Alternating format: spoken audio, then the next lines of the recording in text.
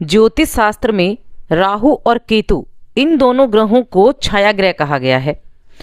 राहु को मायावी ग्रह भी कहा गया है, क्योंकि राहु एक ऐसा ग्रह है जिसको कोई किसी भी राशि का स्वामित्व प्राप्त नहीं है। राहु भी और केतु भी, क्योंकि दोनों ही छाया ग्रह हैं, मायावी ग्रह हैं।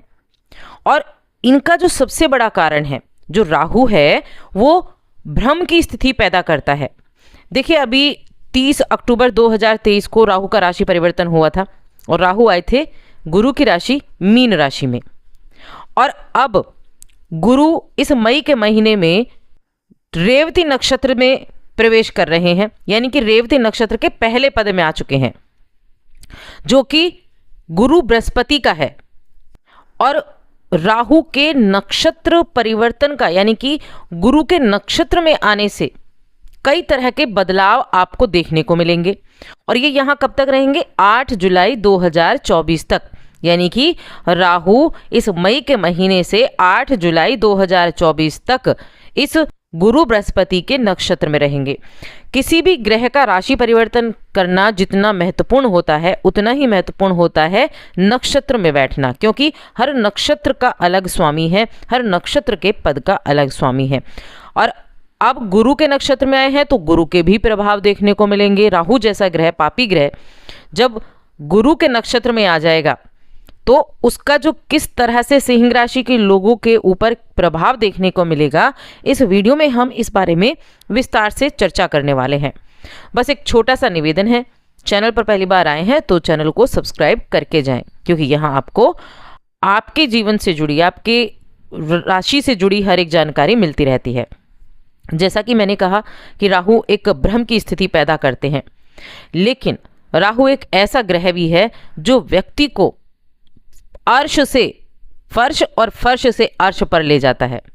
ये ग्रह जहां जिसकी कुंडली में बैठा होगा, उससे जुड़ी हुई इच्छाओं को जन्म देगा। ये व्यक्ति के मन में सांसारिक सुखों को पाने की तीव्र इच्छा पैदा करता है, क्योंकि इसके अंदर इसकी कभी भी तृप्ति नहीं होती। जो चाहिए बस चाहिए, कभी उस चीज़ से इनका पेट नहीं भरता। आज हमारे पास 1 करोड़ है तो हमें और 100 करोड़ चाहिए, 100 करोड़ है तो हमें 200 करोड़ चाहिए, यानी कि ऐसी इच्छा जिसकी कभी तृप्ति ही ना हो। ये ग्रह व्यक्ति को दुनिया के हर भौतिक सुख को पाने की इच्छा के लिए प्रेरित करता है, यानी कि इंसान मेहनत भी करेगा अपने सुखों को पाने के लिए, और सुख को पाएगा भी, लेकिन उस सुख से तृप्ति नहीं होगी। इसी की वजह से व्यक्ति अपने जीवन में कभी संतुष्ट नहीं हो पाता। तो ये जो गोचर है, ये आपके अष्टम भाव में हुआ। राहु अष्टम भाव में आए थे, और आपके अष्टम भाव में अब राहु जब गुरु के नक्षत्र में आए हैं तो उसका रिजल्ट किस तरह से होगा, चलिए जानते हैं। तो देखिए, राहु की अगर मैं बात करूं, जैसा कि राहु का कोई अपनी राशि नहीं है, जिस घर में बैठेगा उसी घर पर कब्जा कर लेगा। एक तरह से जिसकी राशि में बैठेगा वहीं पर रहेगा, यानी कि उसी घर को अपना बना लेगा। अब ये आपके अष्टम भाव में है। अष्टम भाव जो होता है कुंडली में 6, 8, 12, ये तीनों ही घर अच्छे नहीं माने जाते। अष्टम भाव देखिए अज्ञात चीज़ों का है, गुप्त चीज़ों का है, ऐसे शोध का है जो कभी खत्म ना हो, और ये अचानक से होने वाली घटनाओं का भी है। ये ऑकल्ट साइंस का है, ये 8वां घर होता है। और हाँ, एक चीज़ और कि राहु इस घर से जुड़ी कुछ चीज़ों के लिए अच्छे भी हैं और बुरे भी हैं। अब यहाँ गुरु के नक्षत्र में आना आपके लिए बेहद शुभ रिजल्ट आपको देगा। एक तो आपके लिए सबसे ज़्यादा ज़रूरी है कि अपने करियर को लेकर आप गंभीर रहें। देखिए, आईटी फील्ड जो है वो राहु के अंडर है, और आज उसी का ज़माना है। तो कलयुग के राजा कौन हुए? राहु हुए, क्योंकि राहु बलवान है, आईटी फील्ड से लोगों को मालामाल कर रहा है। तो इन सभी जो इलेक्ट्रॉनिक चीज़ें हैं, इन सभी के भी जो कारक है वो राहु हैं। तो आज के युग के राहु कहे जाते हैं। अपने करियर को लेकर अभी तक गंभीर नहीं थे तो गंभीर हो जाइए, क्योंकि आपकी आर्थिक स्थिति मजबूत हो सकती है। 8वां भाव क्या है? अचानक से होने वाली घटनाओं का, अचानक से आपको लाभ भी देगा, क्योंकि सेकंड हाउस पर आपके इसकी दृष्टि रहेगी राहु की। और सेकंड हाउस क्या है? सेकंड हाउस है धन का, धन एकत्रित करने का, साथ में संस्कारों का भी है, रिश्तों का भी है, कुटुंब का भी है, लेकिन मुख का भी है और वाणी का भी है। तो ये आपको मुख का इतना मीठा भी बना सकता है कि अपने वाणी के जरिए ही आप सारी चीज़ें प्राप्त कर ले। लेकिन ये राशि कौन सी है? सिंह राशि। ये है सूर्य की राशि। राहु सूर्य को ग्रहण लगाते हैं, लेकिन ग्रहण अभी नहीं लगाएंगे क्योंकि अभी तो आपके अष्टम में है।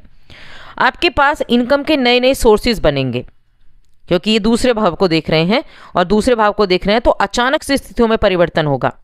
इनकम के चांसेस आपके लिए ज़्यादा रहेंगे, इनकम के सोर्सेज बनेंगे, आपकी भौतिक सुख सुविधाओं में बढ़ोतरी देखने को मिलेगी।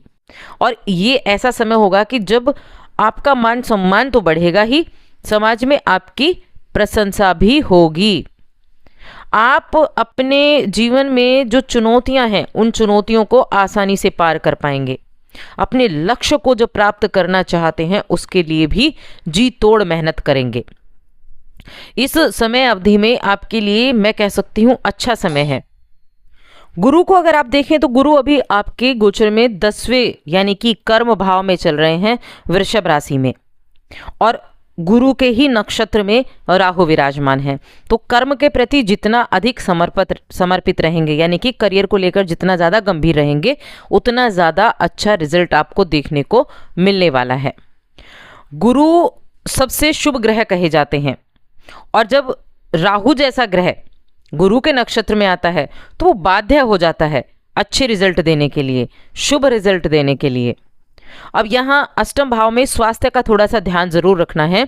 स्वास्थ्य संबंधी कोई दिक्कतें अगर चल रही हैं तो ज़्यादा ध्यान रखने की आवश्यकता होगी, क्योंकि ये धन के मामले में अच्छा है, लेकिन ये अष्टम भाव स्वास्थ्य का भी है। तो यहाँ अपने स्वास्थ्य के प्रति थोड़ा सा ज़्यादा सक्रिय रहें, अपने आप को फिट रखने के लिए अपने ऊपर कार्य करें। लेकिन हाँ, धन से जुड़ी हुई चीज़ें आपके लिए अच्छी रहेगी। करियर में एक लंबी छलांग भी आप लगा सकते हैं, एक लंबी छलांग लगाएंगे और कुछ ऐसी खरीदारियां आप कर सकते हैं जो आपके सुख में बढ़ोतरी करने वाली हों। अष्टम में बैठे हैं और इनकी 3 दृष्टियां भी होती हैं। हालांकि 3 दृष्टियां बहुत कम लोग मानते हैं ज्योतिष में, कुछ लोग इनकी दृष्टियों को महत्व देते हैं, कुछ लोग नहीं देते हैं। लेकिन 7वीं दृष्टि जो है, जो सीधी दृष्टि होती है, उसका सबसे अधिक बेनिफिट होता है, जो कि आपके 2nd हाउस पर है। वाणी आपकी अच्छी रहेगी, अपनी वाणी के जरिए लोगों को आप अच्छे से रख भी पाएंगे। मुख संबंधी थोड़ी सी दिक्कतें हो सकती हैं तो उसका ध्यान रखें, और साथ में पेट संबंधी दिक्कतें हो सकती हैं, उसका भी आपको ध्यान रखना होगा। देखिए, राहु को खुश करने के लिए क्या कर सकते हैं? भगवान शिव की आराधना कर सकते हैं। इसी से राहु को शांत भी किया जाता है, इसी से राहु को खुश भी किया जाता है।